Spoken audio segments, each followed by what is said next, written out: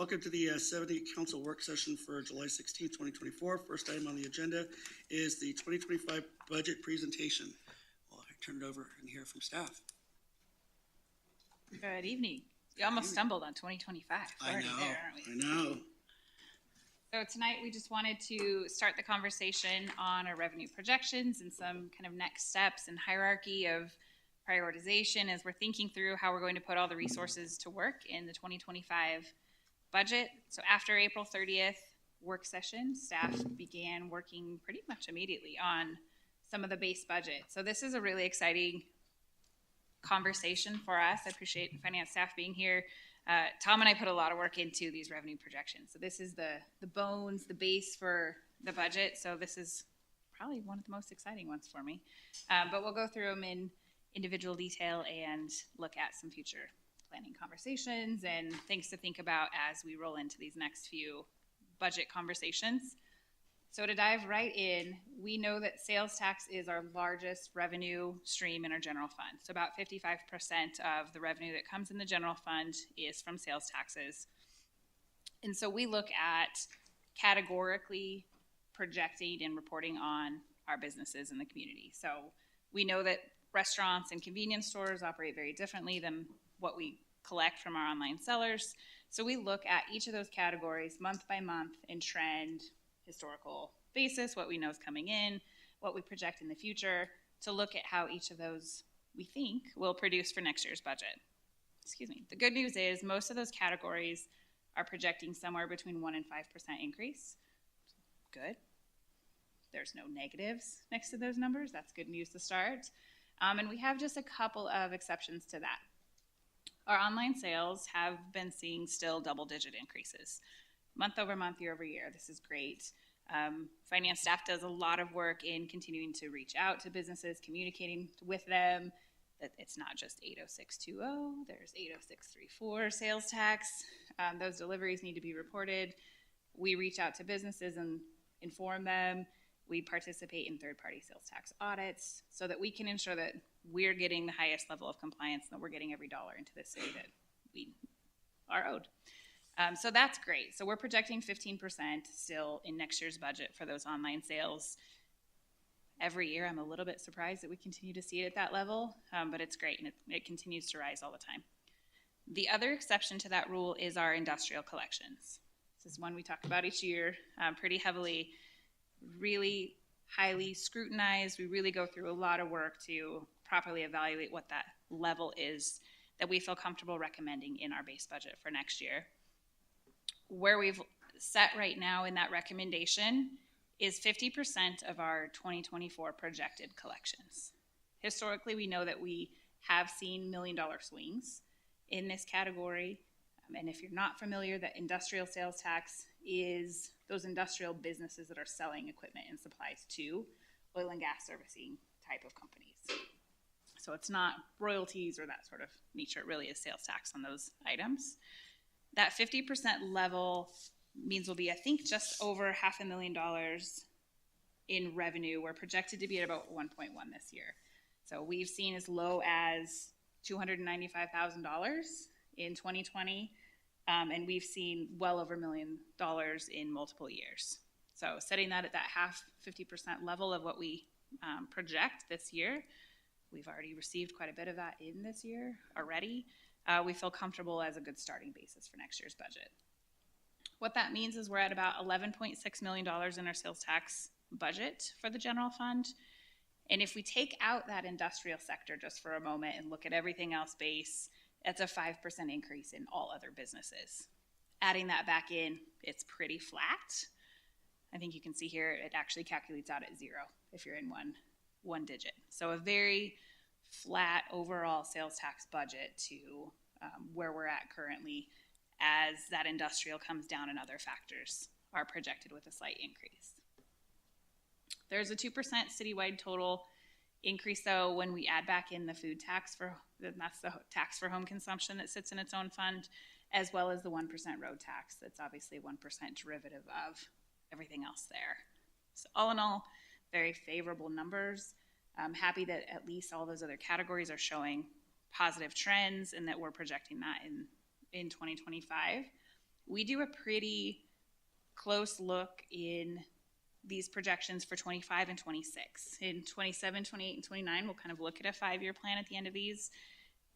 We come down to like a 2% annual increase. So we anticipate there still be growing market, growing demand for the products that Evans is servicing and providing to the community. But obviously, as we go further out in time, those projections are less and less exact. Oh, I tried to skip right over. Jackie, for the online sellers, prior to 2020, what was the percentage? Or like the amount that we were receiving? Do you know? I don't have that handy. I was just Generally curious gone because back I 2 know years. the pandemic kind of, increased that component.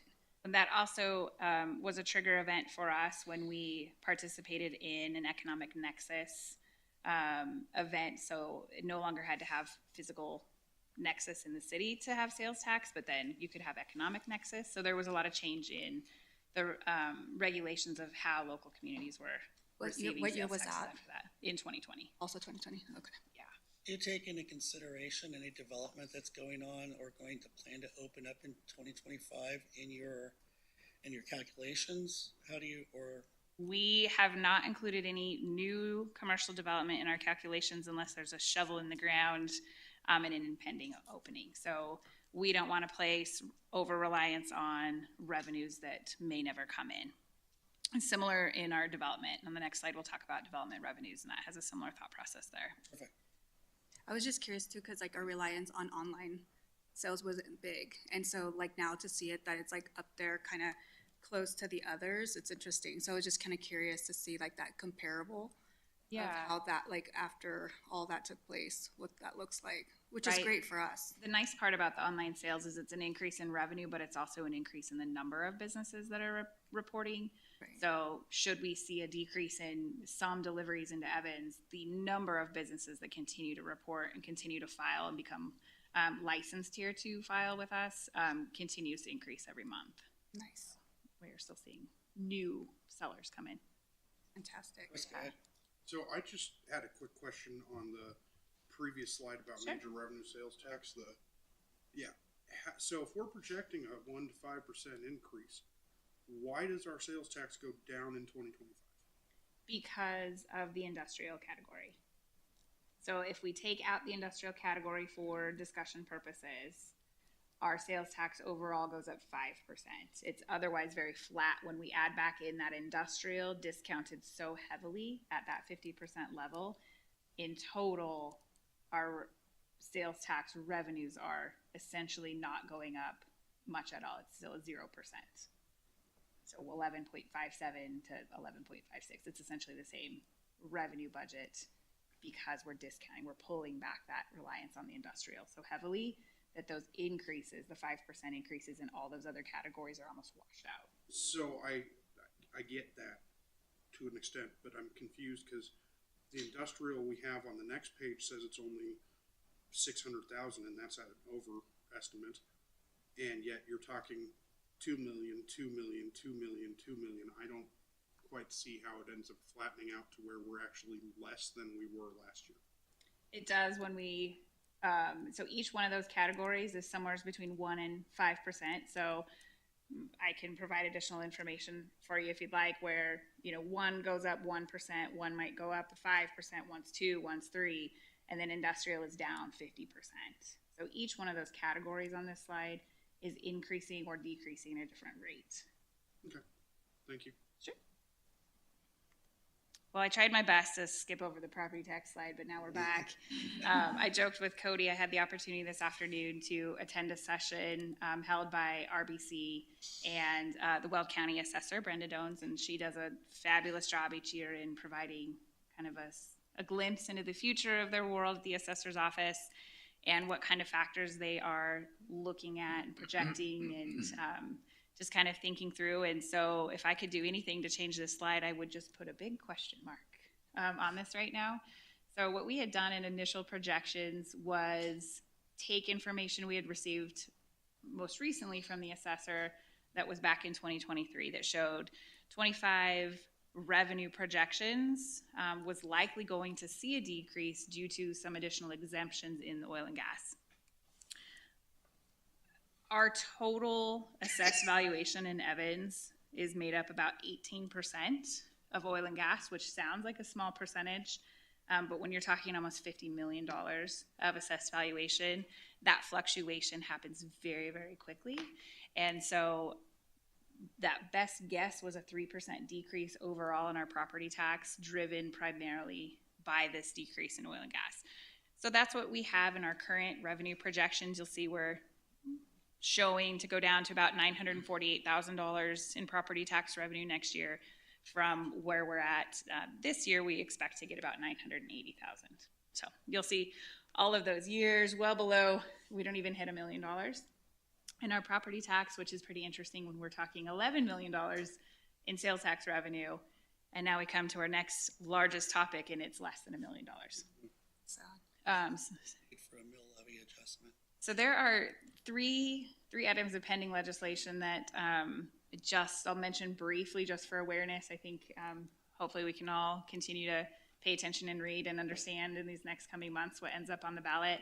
There's a current House bill that has been signed by Governor Polis that is set to go into effect January 1 that will do a multitude of things. One of those is reduce the assessed rates for which we all receive property taxes. That'll be in the taxing year of 25, so it's revenue we would get in 26. So that's set to go into effect if neither of these two initiatives that are expected to be on the ballot in November are passed. If either one of them or both of them passes in November, House Bill 233 will not go into effect. But what I understand from these two initiatives there's a lot to be decided on and determined at this point. One will be an amendment, one will be a proposition. One of them will limit statewide revenue overall in property tax, limiting it to statewide increase of 4%. What's not to be determined yet is how that will be looked at the individual jurisdiction, whether it would be a statewide vote for Colorado voters to allow local municipalities or the state, to retain that if property taxes were to increase over 4%. There's a lot to be determined on that. I understand that Initiative 50 is very simply written, very shortly written, is expected to be on the ballot and will have a lot of determination to make. But overall, it will potentially limit the revenue that the state and local jurisdictions could retain in property tax revenue. The other initiative is currently 108, and it'll be a proposition something, but it is set to limit and adjust assessment rates, similar to the House Bill 233 that's currently signed. It has a multi-year effect of certain rates going up and down and being split and doing lots of readjustment of valuation of rates. That one, we were told today, could have a Weld County reduction of 9% overall. Could be a statewide loss of $3 billion. If this initiative passes, even Weld County's impact could be up to $160 million. So really, really impactful. We were told this could be 4 times lost revenue as the current Senate Bill 233. So some really big factors out there coming. Obviously, we'll see what the language looks like as it comes to voters and what that ballot language looks like. I was talking to Cody shortly before our meeting here, and we'll obviously do some additional work, find Curtis, to keep an eye on these and read them and understand them, and it'll take a team effort. But I think it's a really important picture to the future of the city council, how we'd like to continue to talk about property tax here at Evans, and how that plays into our future decisions maybe. Do you have anything else to add on that before I keep moving on? Other major revenues in the general fund, similarly to that over-reliance or, placing the dollar amount estimate on something we don't know if it's coming yet, we have made an adjustment to our building tax revenue and our use tax, due in part of removing a subdivision from our calculations that we don't know what the status is. So Peakview Solstice has been something in our plans for these last few years, with that project on hold, we've removed it from our revenue calculations. Heather Utrata in Community Developments does a fabulous job updating these calculations anytime my mind starts to wander. I'm like, please update that. So she's taken that out. We are kind of running it as two separate projections. See, she's still calculating what we know. If that comes online, we can easily adjust revenues and move forward, but we've removed them at this point. So that has made a reduction in our overall revenue in the general fund. So there has been a hit there of about $300,000 in overall revenue, and we smooth that into the next 5 years of what we anticipate for planned units. So everything that we have approved, platted, shovels in the ground, we know what's happening. It's the next phase. It's up and coming. Those are the items in the units that we currently have included in our projections. A little bit of good news, we do have about a 5% increase in our facilities, rental, and recreation program. So as that staff continues to program and look for community events and further our team sports, that sort of thing, that will increase the revenues there. So that's nice to see that coming back. That every year since COVID has been increasing. I know we had, I don't recall what was the last time we met with like the Solstice group. That's another conversation. Well, yeah, I'm not bringing it up. I'm curious if we can get like that. When are we supposed to meet with them again, or when we should be? Is all. We don't have a time. They have till the end of the year of the extension that we gave them to start making some progress. So this year, that's really what I wanted. Yeah. It's Okay. the end of this year. Yeah, it's 12/31. 12/31. Okay. Thank you. Just a few other revenue items to note. We're seeing an increase in our interest and investment earnings. So we generally budget fairly low for this in changing economic times. We're seeing an opportunity to capture and forecast revenue there and put it to work. So we're increasing that revenue item by about $150,000. That helps a little bit. And then our severance tax budget, that's been really low in the past too. So we've assumed about a $400,000 level in severance tax and federal mineral lease income. Last year we had $1.5 million, and that allowed us to purchase some additional heavy equipment, those one-time needs as well. We may still see that. We may still see an increase, but we wanted to increase it in the budget to a level that we felt comfortable that we would continue to get so that we can also put that money to use. So what I had received from both CML as well as the state of Colorado's Office of State Planning and Budgeting was assuming about a 60% level of last year's actual. So I've taken that from their projections. We are seeing a decrease in franchise fee revenue. That's been something fairly consistent in the last few years due to decreasing prices, utilization. Folks are using different services. It's just a changing model than how we've received revenue in the past. And then I did want to also mention, not necessarily a bad thing, but there is dollars and costs associated to all of our decisions too.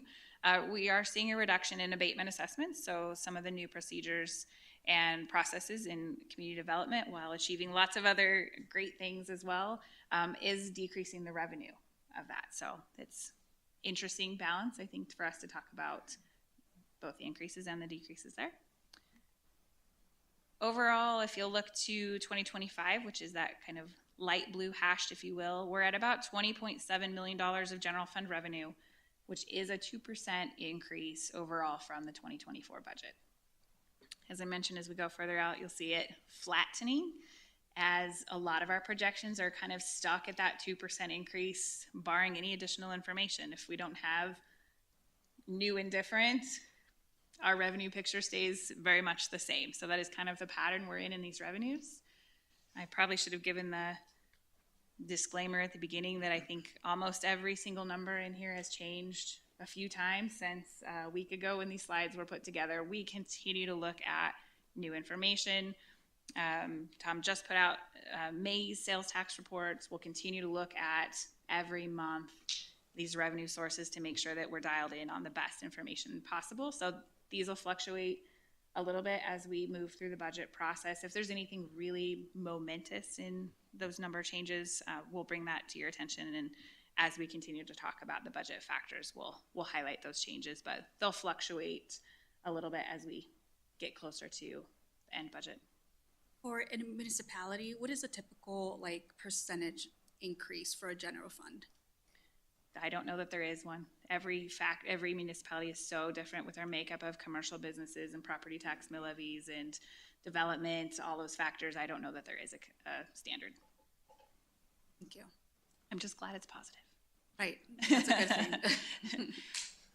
Which brings us to, that forward-looking, where are we at and where are we going for these next 5 years? In that net results column there, or row, if you will, those are negatives. The budget currently is not balanced, and this adds no additional people, no additional operational cost, no additional capital will be mostly one-time in nature, but there is no large capital projects slated in here either.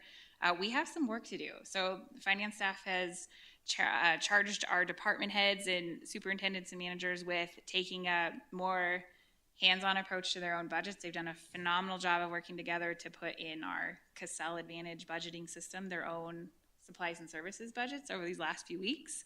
So we're in the process of going through and kind of validating where they're asking for increases, what those are, how do we articulate them, how do we bring those back to leadership team and city council to prioritize and look at how we utilize those resources to the best of our ability.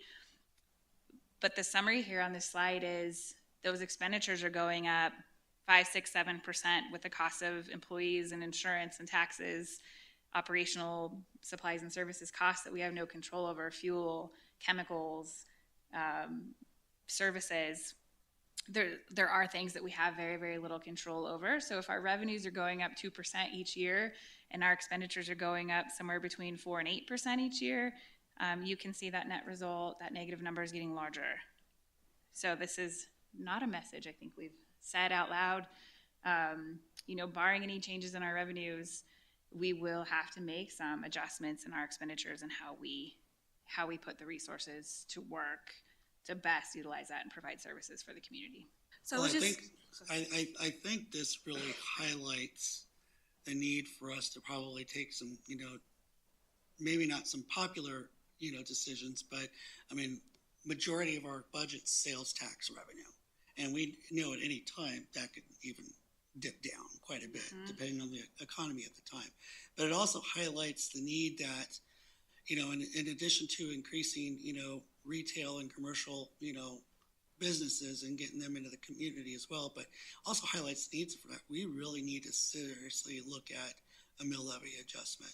There is something we're going to do. We are not going to be able to sustain this as a city long-term, working on a budget that's, we'll just say 92% sales tax generated. It's just not obtainable, especially with everything that we want to look at in the future for, how we want to grow, possibly a rec center, wastewater treatment plant. There's a number of other things that we're looking at, new police department. I could just go on and on. There's just no way that's ever going to come to fruition if we don't have the revenues to do it. So I think this slide here really highlights that need, that we need to take some serious actions soon. I agree with that.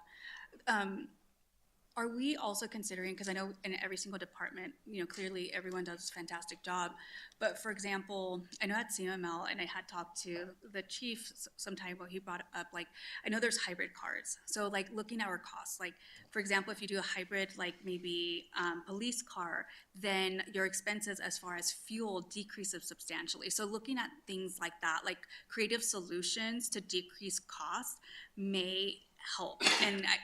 And so I don't know if our departments are looking at things like that, where we can maybe utilize that type of strategy. But I also agree with what the mayor said, that our mill levy definitely needs to be looked at.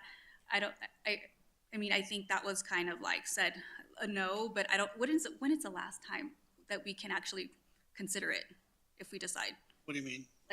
To get on the ballot. So we are not going to be able to go on the ballot this year because as Jackie mentioned earlier about what's going on with the state and those ballot measures, we're going to have different competing. We're going to be asking for a mill levy increase, but at the same time, there's going to be language in there that we're going to decrease stuff.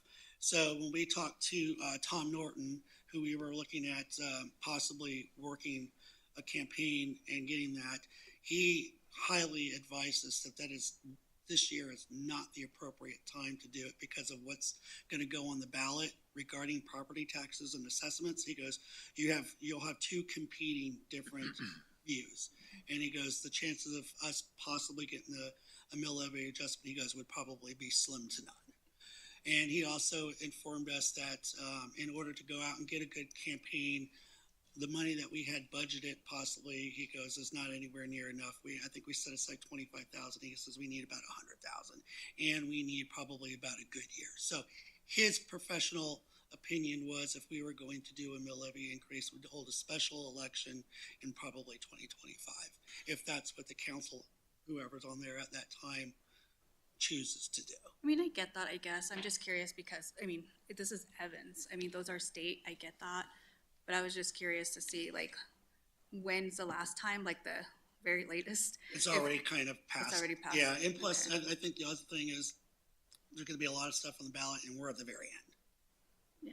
It's one of those. Remember a few years ago where we had that really long, and we were like the last Bad one. year for it. Yeah. 2025 definitely. 2025, I think, if we were going to do it, would be the perfect year to do it. So I have a question, and it will kind of piggyback off of maybe Ally's question, but I just don't see how, I'm sorry, Ally, how we can be buying hybrid cars when we don't have the money to pay the bills.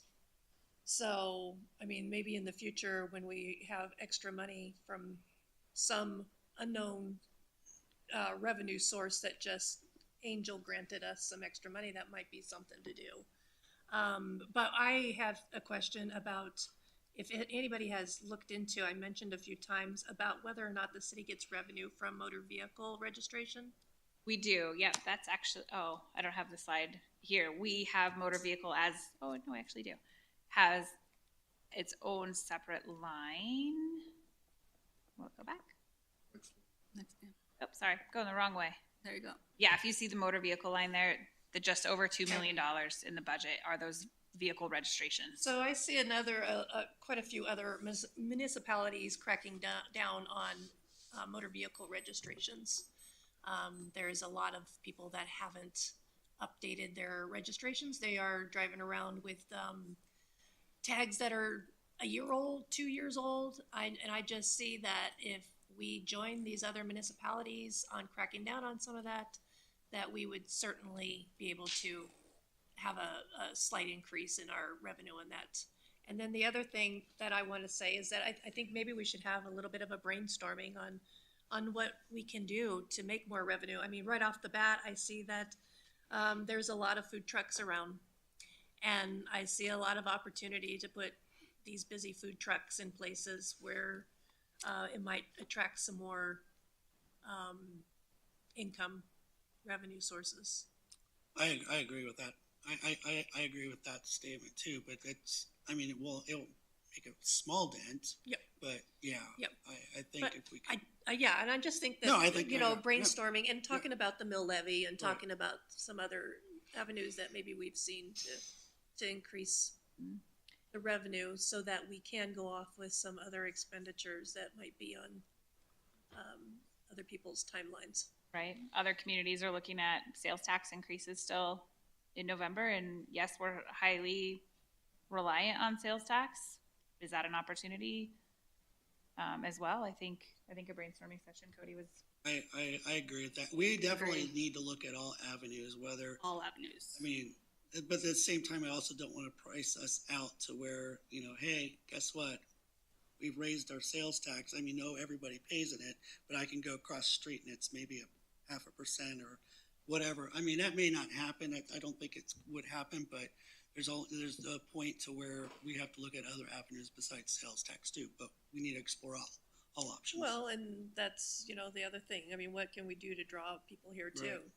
to spend their money? So, Get some good development But I coming. don't want to cross out the hybrid component because it's about like what makes sense, right? Because how much do we spend in gas? Like if that amount's high, it might pay for itself, and we still might save some money and have some, excess monies to go towards other things if we were to do that. I think we used to be open-minded and bring all solutions and ideas to the table without crossing them out. I've had a Explore. conversation initially with some police folks about that, and the hybrid or electric option gets really complicated, I think, too, in emergency response. in Yeah, the that's why I time of think that. that So, the yeah, sole there's a- electric is, 20. is one thing. So the hybrid is different because it's both. So it's just looking at all options and seeing what that looks like, and also looking at how much gas did we spend. It might be an option, just, So for you the know, sake of time, I think we definitely should come back to it, but we got about a half an hour, and I'm sure she's got a bunch more to go I'm through, so. happy to pass it on over. Here we go. All right, so as we talk about the next steps, obviously the first discussion for the budget process being that revenue component, the revenue forecast is incredibly important. We have to understand what is that we have and where are we going. And so that's a reoccurring theme that you'll hear from us, even have it built into the slides here in a couple slides of where are we at and where are we going. And I think it's incredibly important. Jackie and I had these conversations here just a little bit ago. As we were talking about mill levy, it's like, okay, how do we get creative? What do we need to do? What are the things that we need to be looking at in order to move Evans forward? And so as we look at the next steps and we think about where are we at and where are we going, let's talk about the budget timeline. So August 5th will be our next discussion in which Human Resource Director Tammy Thompson will be present to discuss the compensation and classification study. She's been working hard on this for the last couple of months, it feels like. And so much like she did last year, Tammy went out and gathered a lot of data from all the communities that are in our area. Last year, the city council made a significant increase in wages for employees to the tune of, I want to say, $940,000 to get employees to that market rate, right? Because then the concern without that is employees leave. We know generally where they're going. Employees leave, and then you're backfilling those employees with what? Market rate employees. And so Tammy's going to be available. She's going to present at the next city council work session to discuss the comp and class study that she has completed, again, in comparison with other northern Colorado communities. During this discussion, we'll also discuss council pay. That way we can have that conversation. I know that that's come up a few times, but we're planning on bringing that up on August 5th. Jump down to August 20th. We'll have the supplies and services budget, also known as S&S. So if you hear us talk about the S&S budget, that's what we're referring to. So that'll be on August 20th.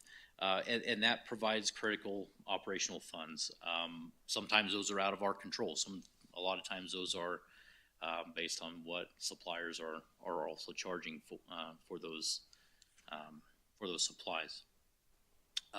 It is also during the August 20th meeting where we will have the discussion surrounding the one-time use of general fund reserves. We were expecting about $5 million for those one-time projects. And if you recall, that is a strategy that was put in place back in January when we had the strategic retreat over at the Rush Event Center. So August 20th will be that discussion. September 3rd, we will discuss capital projects on our various enterprise funds. And then that will lead to a review of the operating and capital budget on September 17th. Looks like right now, tentatively, what we're planning October 1st, we're going to review the budget in its entirety on first reading with second reading scheduled for October 15th. It's about 3 weeks ahead of the time frame that we were at last year. I believe second reading was on November 7th of 2023 for the 2024 budget. So that is just an overview of the timeline. Any questions, thoughts, comments, concerns? This is great, a great visual. Thank you. So as we talk about where are we at and where are we going, I think it is incredibly important to understand kind of what is the status of the county and what are the things that we're expecting from a planning perspective throughout the county. And I've shared this with you a few times, but as we work through the 2025 budget, my direction to staff has been to evaluate departments, identify gaps in resources that will otherwise prevent them from fulfilling the city council's goals for economic development. We go to a lot of different meetings, whether it's with the county, whether it's with different entities, just trying to understand really where are we going. Department directors, division superintendents have submitted their SLARFs, their service level analysis request forms, so we can evaluate what is it that they need, where are the gaps that's in their department that would otherwise prevent them from meeting the city council's goals and expectations. Just because SLARFs are submitted does not mean SLARFs are approved. It means we have data. It gives you guys information. And I think that was a big concern that the city council had last year. There was a lot of information provided that to a large degree came as a surprise, came as a bit of a shock. And so continuing to get that information to the city council so you guys understand what is it that the departments need, what is it that that we need, that we really need to consider. And maybe it's not necessarily for 2025, but if it's big enough, then we need to start planning now so we're not caught off guard at the end, when it does come up as an issue. This strategic approach to budgeting is necessary because, as you can see, Weld County currently is the fastest growing county in Colorado, rivaled by Larimer County to our west and El Paso County to our south. Weld County is the third fastest growing county in the United States, and over the next 15 years, our population is really projected to double or come very close to doubling. And so from my perspective, what I'm looking at there is if the forecast doubles, if the population doubles, if it grows like they think it will, we will be impacted, and we have to understand that. Staying small is not necessarily an option. When you have that kind of in-migration, it is going to change how we look and how we have to operate. That's going to put new stresses on the budget. It's going to put new requirements out there for supplies, for services, for equipment, for people. There's a lot of things that are going to be playing into this. We cannot wait for it to happen. We must be prepared, to accommodate this growth in a controlled manner, or as controlled of a manner as we possibly can. So fastest growing county in Colorado, third fastest growing county in the United States, with a population projected to double over the next 15 years. So where are we at and where are we going? I'm not particularly a fan of Alice in Wonderland. I've actually never seen the show. But I do like this quote because I think it is important. Where is it that we need to go from here? If we are at a fork in the road, which direction should we go? And that really depends on where do you guys want to end up? Where do you want the city to be in a year, in 5 years, in 10 years, right? And if we don't have these conversations, then it doesn't matter which path we go. We're going to get somewhere, but it's not necessarily where we want to be. So these budget conversations, whether it's on the 5th of August, the 20th of August, in September, the quality of conversation and really coming together with brainstorming and figuring out what is best for the community and how do we prepare a plan to get Evans to where you guys want it to be is absolutely critical. I would much rather we enjoy our destination rather than walking long enough to get somewhere. So what I've put together and having conversations with staff internally is really a hierarchy of needs. So you're familiar Maslow, Abraham Maslow, his hierarchy of needs for human psychology, where you can really extrapolate that over to communities and have an idea of what are the needs, what are the critical needs that we need from the city's perspective. And so as we're looking at $5 million, where do we best invest that? And so obviously we're not having that discussion tonight, but it's time to start thinking about that if we haven't already. So the hierarchy of needs for city, basically at the bottom of that pyramid, it starts out at core services. Obviously that's not a pyramid, but that was a cool graphic that looked better than a pyramid. Core services and infrastructure. It goes from there, it goes up to safety and security. We'll dive into some of the questions about this in just a minute. Social and economic connectivity, esteem, and ultimately culminating at the point of community of choice. That's terminology I've used for the last 18 months now of what is our vision, what are we trying to achieve, where are we going to propel Evans forward. So as we look at the decision-making process, number one, foundational issues, the red and the blue at the bottom, foundational issues, core services and infrastructure, and safety and security. must be prioritized and constantly evaluated. Just because we put resources towards it does not mean that we have satisfied that need in perpetuity. It means we have addressed a need, but we have got to continue to evaluate what that looks like. Cost increases, as Jackie has mentioned, cost increases to provide services are expected to outpace increases in available revenue.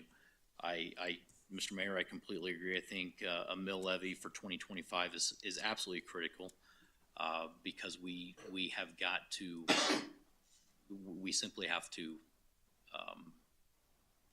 shore up that disparity right there. Community growth and demand for services places added importance to budget decisions, and strategic consideration is necessary to ensure hierarchy needs are addressed. And I cannot reinforce it enough. Just because we put resources towards the core services and infrastructure or the safety and security, we have got to continue to evaluate that, right? And if you're familiar with the book, First Break All the Rules, they talk about something similar to this as it pertains to personnel management, but it talks about taking your employees too high on the mountain too fast. And if you haven't built that foundation, then that mountain is sure to come crumbling down. What we want to do is we want to make sure that we're investing our resources, our limited resources in the area that is, quite frankly, going to provide the greatest return on the investment. And I think that's something that we've really got to pay attention to. What is that return, and how do we build on that to continue to move Evans forward? So if we look real quick, core services and infrastructure, that includes what you would expect: the water, the sewer, the stormwater, streets, tax base are very fundamental city needs. So if we evaluate this, does our water distribution system convey potable water to our citizens with minimal service failure? Does the wastewater collection system convey waste material away for proper treatment? Is the local street network safe and properly maintained? And lastly, does the stormwater system properly convey stormwater in a manner that does not put citizens and property at risk? So really looking at the basics of our infrastructure to ensure that we have that functionality that we're looking for to be able to support economic development as we move the community forward. And then if we don't have the capacity, what are we doing to prepare for it? So as we look at safety and security, the two easy ones in this are police and fire. But as we move forward, I'm constantly having a conversation with Chris Bragg. Cybersecurity is another issue under that safety and security that we've got to be mindful of. You want to talk about an area of threat that is constantly evolving and can easily compromise systems if we're not careful. So do we have the tools necessary to prevent cyber attacks? Do we know where weaknesses exist in our network to minimize those attacks? From a traditional policing perspective, do citizens feel safe and secure in their homes, in public spaces, and walking down the street? And lastly, are we prepared and resilient in the face of natural economic disasters? So some of the ideas we need to be looking at as we evaluate, as you guys evaluate the requests here over the next several budget work sessions, how do these start to play into the prioritization from the needs perspective? Social and economic connectivity. Two aspects closely related to ensure citizens have access to a wide array of commercial needs, employment opportunities, housing, transportation, education, etc. Is the city encouraging and supporting the necessary economic development? We've come a long way.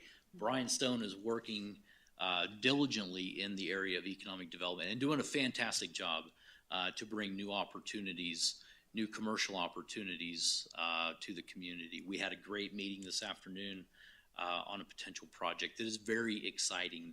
We're getting movement. We need to continue moving forward with that.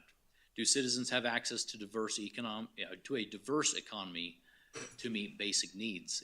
As you're talking, Mayor, about sales tax and increasing sales tax and the concern for pricing ourselves out of the market, sales tax, there is elasticity that we need to be mindful of. There is a level to the application of sales tax that does change consumer behavior. Do collaborative partnerships exist to provide healthcare, education, and support the community. This kind of goes back to our conversations a year ago when we were talking about the economic resiliency plan and the establishment of collaborative partnerships, making sure we do have those things that the citizens are looking for so we can continue to build our residential base in the pursuit of commercial economic development. And lastly, does the city have the resources needed to address complex social issues such as homelessness? That is a serious issue. We're going to have more conversations about it. It's not going away anytime soon. We have to come together to brainstorm to figure out what does that resolution look like. And then esteem represents the components of the community which support citizens' impressions of trust, pride, and confidence. Are resources identified for elevating the city's image? That's something that you guys have talked to me about since we got here about branding our community and having that consistent message to the public. Is communication sufficient to inform all citizens of accomplishments and problems? Do community events encourage that engagement? And lastly, does the city seek out opportunities to elevate the beautification of the community? So then we have the community of choice, the pinnacle of what we're trying to achieve. And really, if we haven't prioritized the four below and really focused on our foundation, then we are not on the path to achieve that community of choice. So this is a hierarchy. This is a framework for decision making that I've put together that Jackie and I have talked about quite a bit in order to be able to help guide the conversations as they come up, for you to visualize where do we best put these resources, whether it's the $5 million one-time general fund reserves, or if it's trying to figure out what is the best S&S allocation, simply a framework to help guide that decision. Mr. Mayor, that is all I have. I will turn it over to council for questions. Great, thank you. Great presentation. Thank you for all of you that helped contribute to it. Any questions, comments? I have comments. I know that in the past, when one of the things that I had mentioned on our website is to have like a resource tab, which is not there. I mentioned it like a lot, but eventually like, yeah, we're going to add it, but it wasn't. But I think that would help with the communication component, because if we have resources and then resources also includes partnerships with other people that we can provide and say, hey, if you need help with paying your electricity, here's LEAP or what have you. And I think that's important because community members and people that live in Evans are always looking for things like that. And I think it's important for us to have it and provide that information as well. Okay.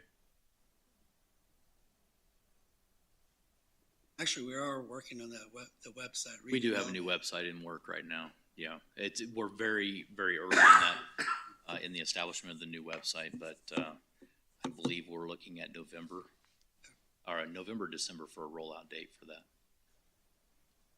Any other questions, comments?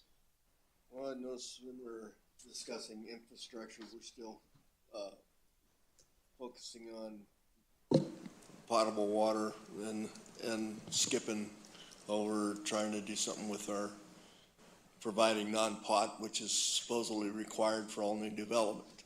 Mm-hmm. So I'm still concerned over that. Also, we have an emergency response team that is in place to take care of a major pipeline break, gas leak, or Atmos, or do we have an emergency response team? Yeah, to handle something like that, or to handle like water main failures, or no, specifically like a natural gas leak from a Atmos gas.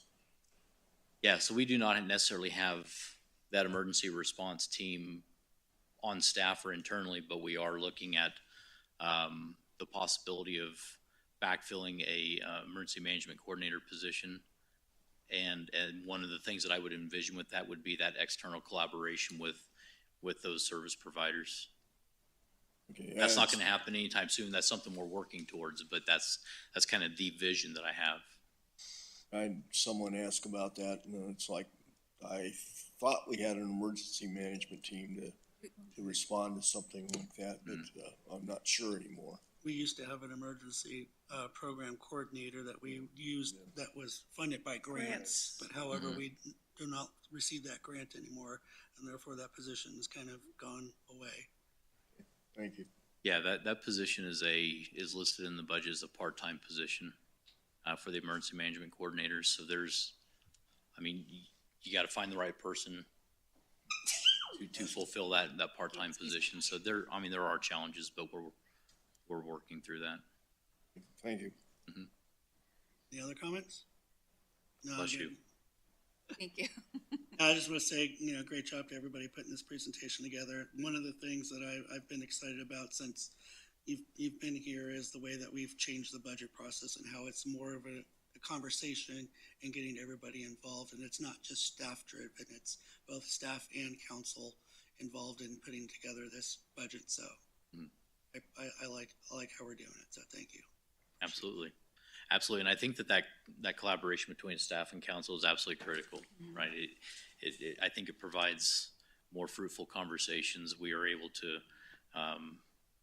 have back and forth conversations over various issues that you guys may have had questions about for a long time or may be unaware of. And so we can start fixing those wrongs as we move forward. So I think it's working out pretty well. Absolutely. Just lastly, and this is just going back to like the whole solutions kind of component, being creative. I know that I had mentioned at our strategic and meeting we had about grants and stuff like that. And I think where that kind of conversation came from is maybe having like an exclusive person, and granted, I'm not saying now, I mean, like something to work towards, having like someone that exclusively looks at grants for the city, finds whether Grants it's coordinator. federal, state, or what have you, just to help, because that can also help, pay specific projects that we have that, granted, I know we go for grants, but that we probably didn't know about, that can take care of things. Sure. I found out really each department has their own grant person. Oh, great. One would be great for us. We can discuss that later. Great. Well, thank you. Appreciate it. Awesome job. Absolutely. Thank you. Hey, do you mind giving us your little presentation? Well, that was great. Yeah, If we I can can Send it to us. send it out. Yep. It's not little, but Thank All you, right, Jackie. Thank you, Jackie. Thank you, Jackie. All right, we got legislative update. We'll hear from Scott and Drew, right? Or is this all Scott? No, Scott and Drew show. Scott and Drew show. All right.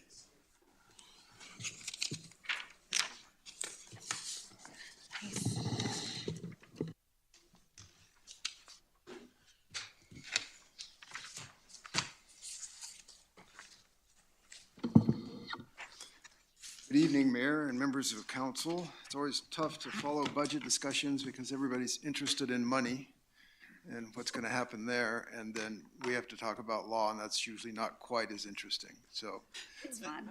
This year. to spice it up, we have some drink cards here. There'll be a quiz at the end of our discussions for Friday, those. So you should have received a copy of the materials that we're going to use this evening. And at the top, it says, top 10 ? Tunes from the state legislature, which tells you two things. One, attorneys can't count because there are 11 items here plus a bonus. And two, Drew pointed out that from our legislature, it might be the bottom 10 things that came from the legislature because it seems like they're picking on local governments once again this year. So we're going to go through the items that we think are of most importance to the city of Evans. And then we also have a list of lots more items that you can peruse at your leisure and tell us if any of those acts are ones that you want us to come back and talk to you about. So I'm going to let Drew start off with the firearms thing, and then I'll do some land use, and then we'll go back to Drew, and then we'll have our quiz. Hi there. First bill we'll cover will be SB 24-131, prohibiting carrying firearms in sensitive spaces. This act prohibits the open or concealed carrying firearms in designated public places and adjacent public parking areas unless permitted locally. Those places are areas used by the local government's governing body for meetings, offices of local or elected officials, or the chief executive, that would be the city manager's office in our case, and courthouses. There are exemptions for law enforcement, armed forces personnel, National Guard personnel, security personnel, and concealed permit carriers in parking areas. Local governments may opt out of some of the spaces that are designated as sensitive spaces. Those would be spaces used for city council meetings, in our case, office of city council members, if any, or the office of the city manager.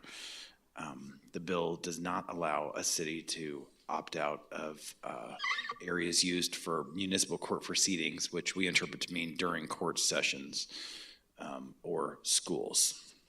And that is the sensitive spaces bill. Turn it over to Scott. So the next few bills are land use, and this where it really seems like the state is intent on limiting what local governments can do. And there may come a time when we need to push back. There is discussion going on among municipal attorneys now because a lot of these local land use bills apply even to home rule municipalities. And one of the reasons you guys went home rule was to have more control over things like land use and zoning. But if that comes to pass, I don't anticipate you'll be by yourself. I think there'll be several of the municipalities around the state that would be interested in pushing back on that. So, but for now, the first one I want to talk about is accessory dwelling units. And essentially the legislature has said that if you have a population of 1,000 or more and you're in an MPO, then you are required to allow as an accessory dwelling unit of between 500 and 700 square feet in any place that you can have a single family detached unit. So for Evans, that means that you are required to allow an ADU in your residential estate, your low density residential, medium density residential, high density residential, residential manufactured housing, and your residential commercial zone districts. Anyone that wants to can put an ADU in any of those areas. And you're required to provide an administrative approval process, so it won't even come to you for the ADUs. It'll go through an administrative process.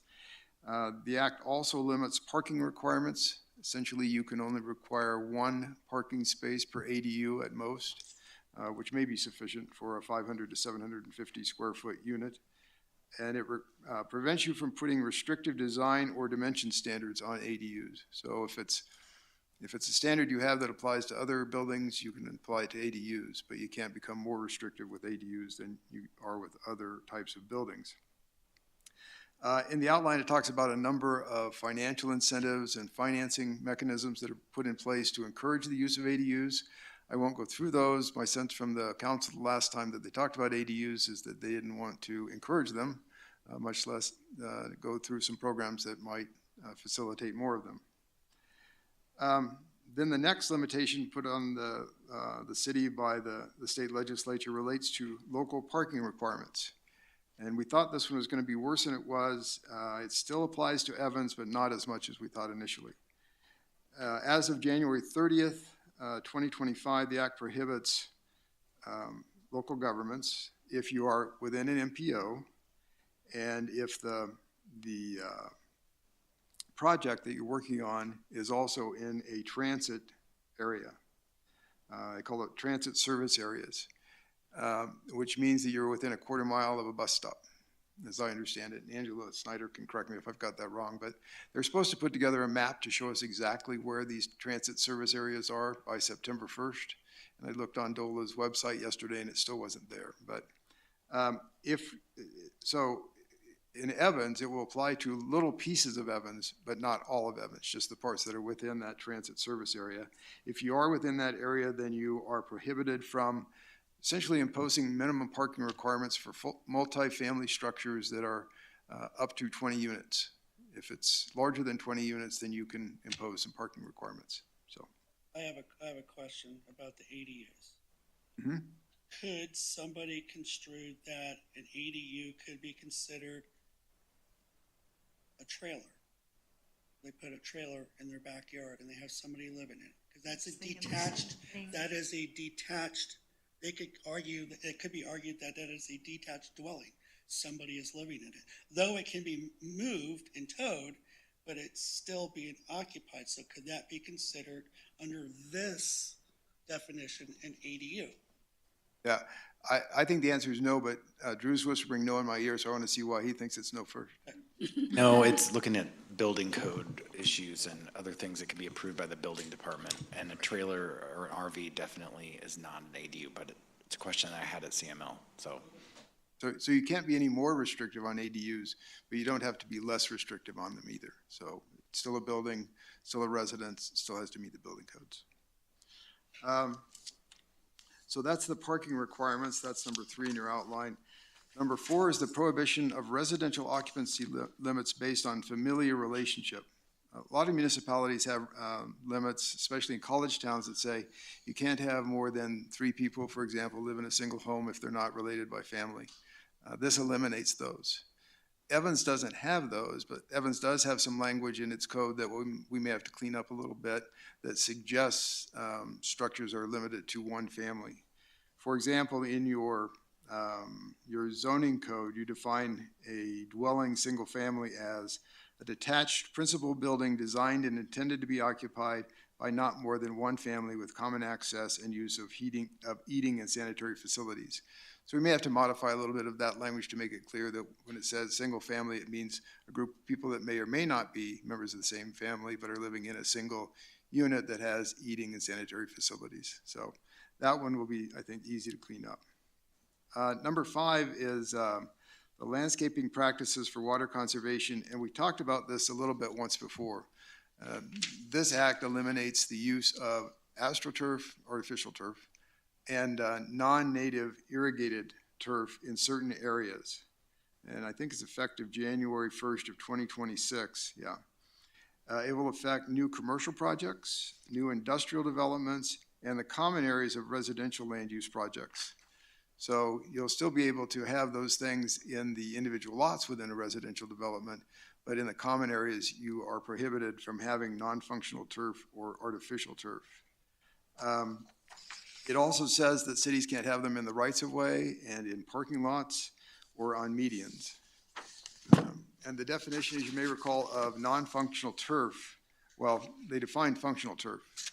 And these are all the things that are still safe, that you can still have what we think of as normal turf. If it's a recreational use or other space that is regularly used for civic, community, or recreational purposes, it includes playgrounds, sports fields, picnic grounds, amphitheaters, portions of parks, although it doesn't say what portions, and playing areas of golf courses. And then it defines non-functional turf as any other turf. And as I mentioned before, the best way to think of what's non-functional turf is if the only time you're walking on it is when you're mowing it, that's probably non-functional turf. So in parks, we think what they're going to say is, you know, the part of parks that are used for active recreation can still have turf. But if it is just passive areas, then you may not be able to have turf in there. If you have non-functional turf that is in place before January 1st, 2026, or if your project has been approved for non-functional turf before January 1st, 2026, then you can continue to have the non-functional turf and to maintain it. If you ever redevelop your landscaped area by more than 50% of the landscape part, then you have to comply.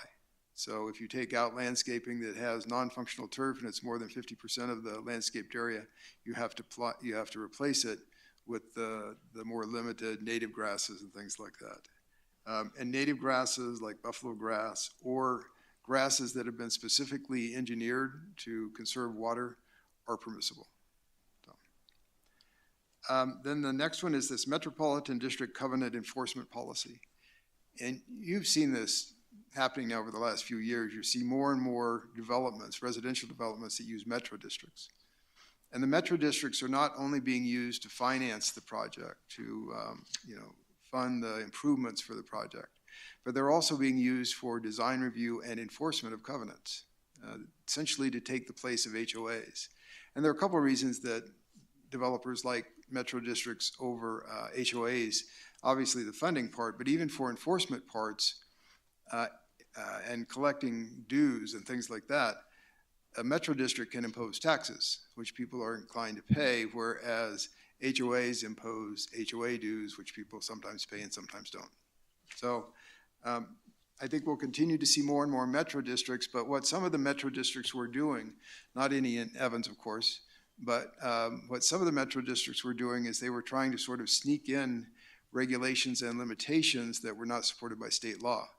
For example, they would have a requirement that you not xeriscape anything in the development, at the same time that the state is trying to encourage xeriscaping. So the new legislation says that you have to do a couple things. You have to post whatever your violations are if you're a metro district, as well as the fines associated with that. And you have to provide a process by a neutral fact-finding individual.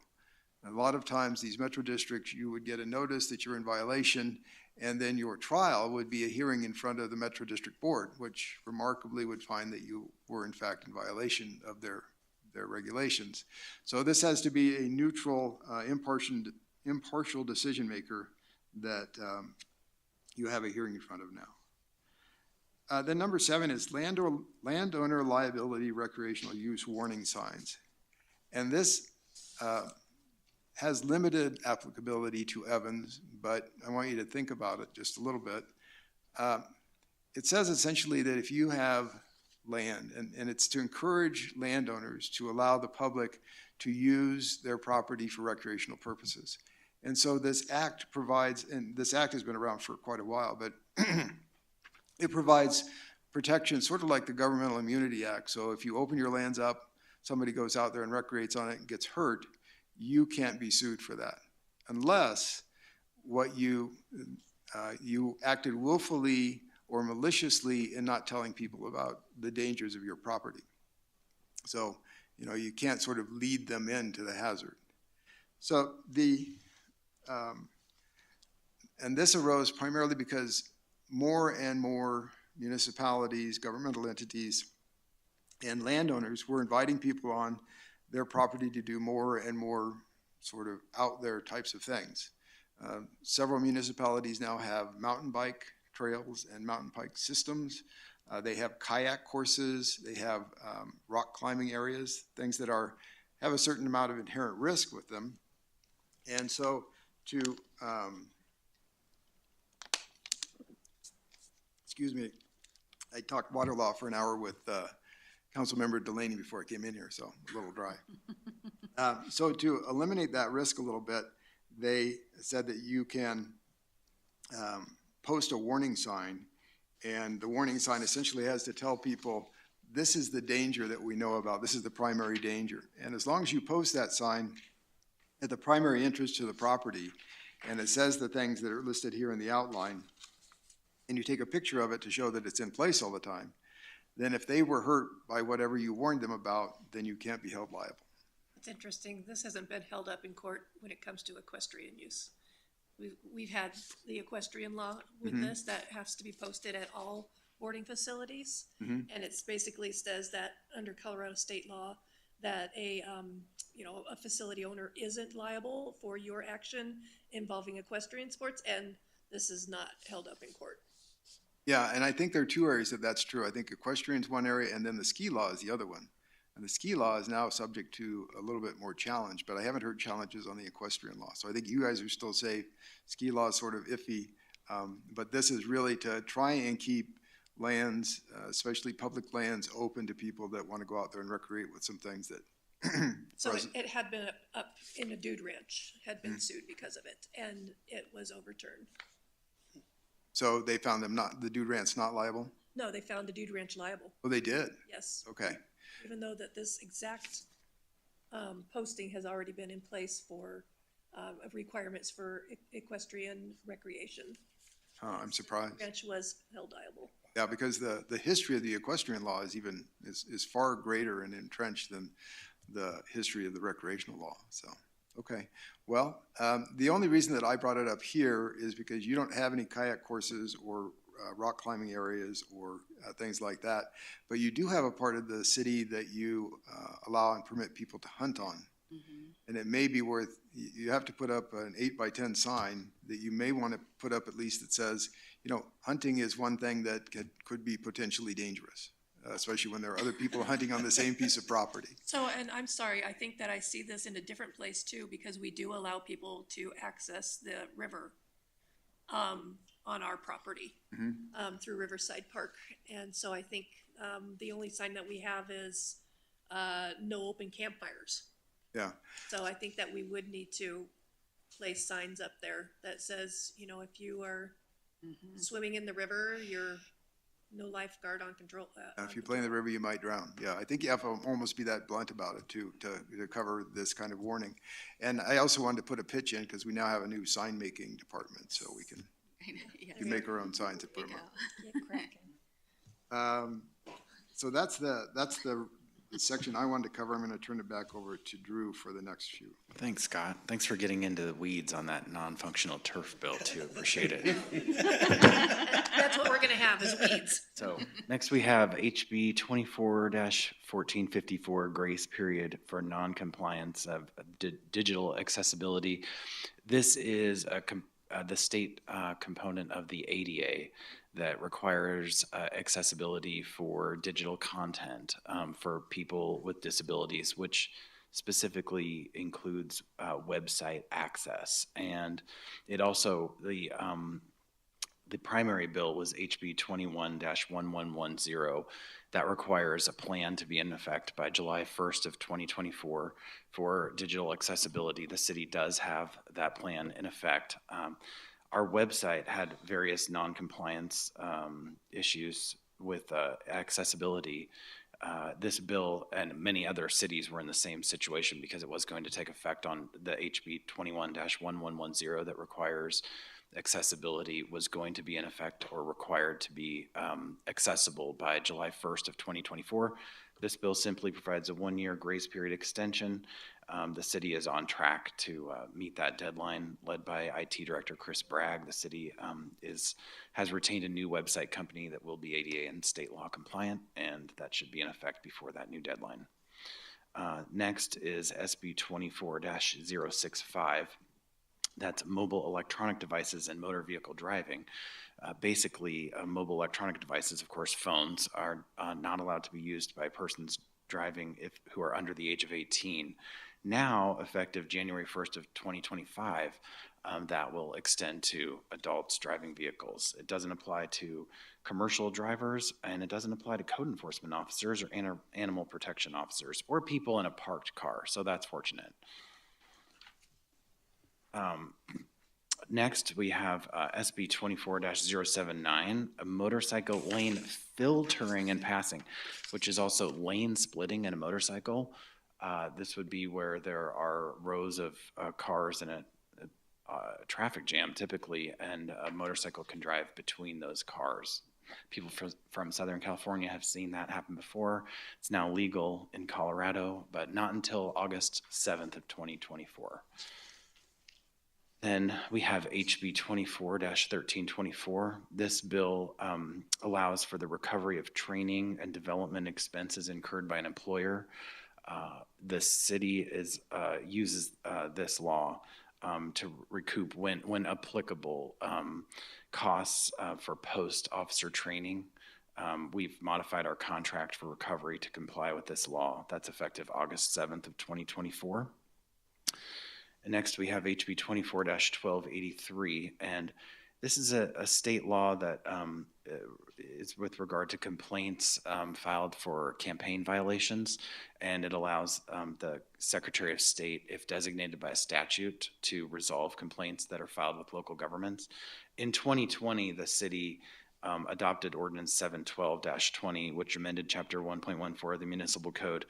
And in our case, the city designated the municipal court judge to resolve complaints because this was an issue for the city already. So no action really needs to be taken to comply with this bill.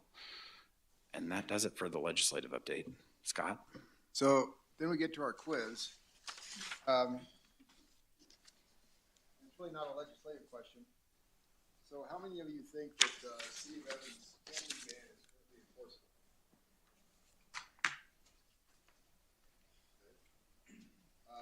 It is. If we were having this conversation a month ago, how many of you think that the camping ban is enforceable? It wasn't. No. So, the last one that I want to talk about is the camping ban decision that came down from the U.S. Supreme Court on June 28th. Camping bans were barred before that, now they're okay. So I want to talk a little bit about that, but I'm going to apply the kids' T-ball rule as far as everybody gets a prize.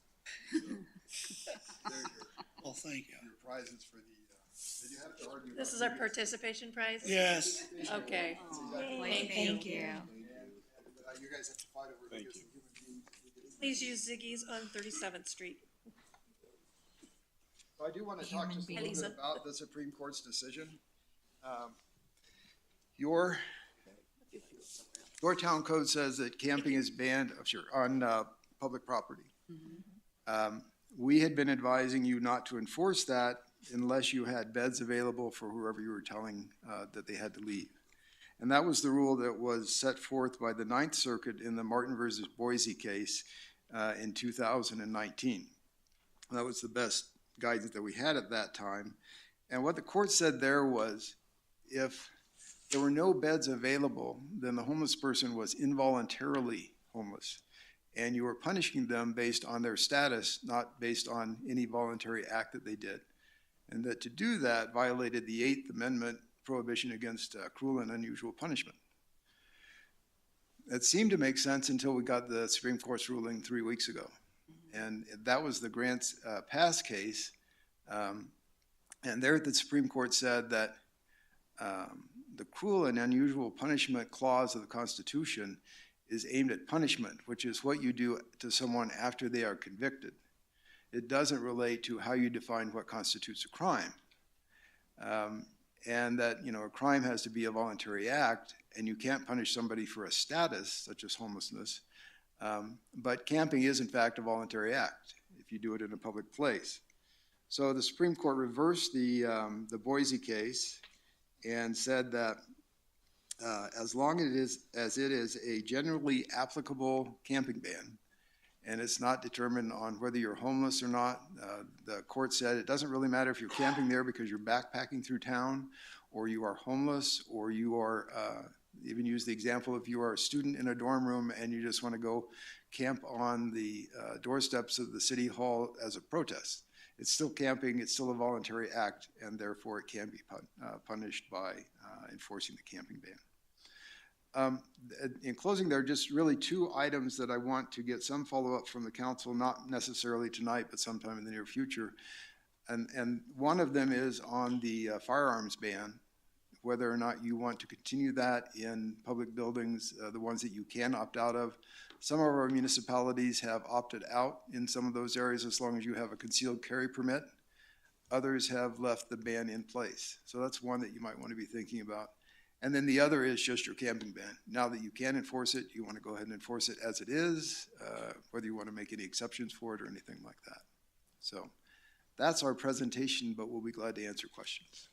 When do we get to discuss the very first one with the concealed carry versus completely banning carrying? We can discuss it now. We have a few minutes if you Yeah. want to discuss it. It would have to come back to you for action, so you can give us direction to prepare an ordinance and then come back and you would have to make that decision and have, your final discussion on the board. We can have it during a work session, or if you think we can get it done in the next 10 minutes.